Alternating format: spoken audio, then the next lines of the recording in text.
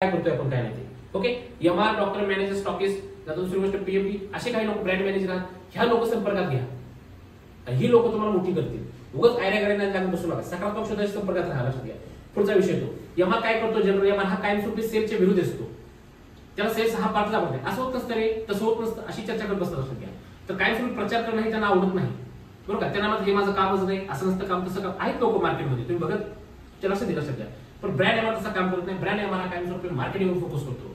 Marketing हे स्वतःच आणि कंपनीचं करतो. मी कोण आहे हे कायमस्वरूपी मार्केटला प्रेझेंट करतो. म्हणून माझा कायमस्वरूपी एक विषय लक्षात घ्या.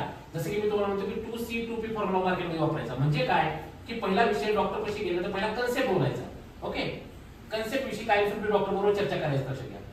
दुसरा विषय काय येतो की पहिली दुसरी गोष्ट कंपनी विषयी बोला. का तर आपल्यापेक्षा आपली संस्था मोठी आहे, म्हणजे कंपनी मोठी आहे. लक्षात घ्या. तर कंपनीशी डिस्कशन झाला पाहिजे. सेकंड पॉईंट आला पाहिजे.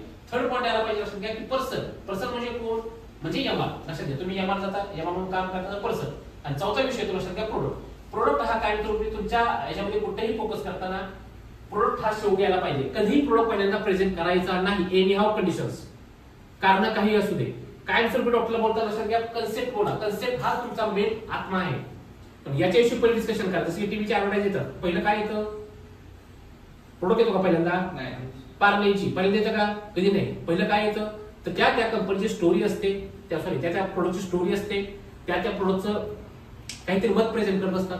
हा प्रोडक्ट का बनलाय त्याच्या मागे त्याचं एक इनर, त्याला आपण हिडन पॉईंट म्हणू आपण त्याला, बरोबर का. जसं की कुठलाही एखादा प्रोडक्ट घ्या, त्याच्यामध्ये काय असतं नक्की, तर त्या प्रोडक्ट मागे त्याचा हिडन काहीतरी अजेंडा असतो. त्या प्रोडक्ट मागचा वैयक्तिक त्या प्रोडक्ट मागचा हे हिडन अजेंडा असतो. तो अजेंडा प्रेझेंट करत असतात.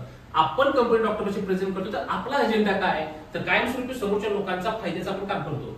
डॉक्टरांच्या आणि पेशंटच्या फायद्याचं जर काम करत असाल तर डॉक्टर तुमच्याबरोबर जॉईन करायला लगेच तयार आहे. हा कन्सेप्ट तुमच्या कंपनीत असला पाहिजे. आणि ही कन्सेप्ट तुमच्यासाठी काय करतो, योगदान कायमस्वरूपी तुम्हाला मोठं करण्यासाठी कामकाज करतो. योगदान फार मोठं आहे कन्सेप्ट. लक्षात घ्या. मग आपला कन्सेप्ट काय, तर त्या कन्सेप्टच्या नुसार हे कामकाज झालं पाहिजे. पहिला विषय लक्षात घ्या.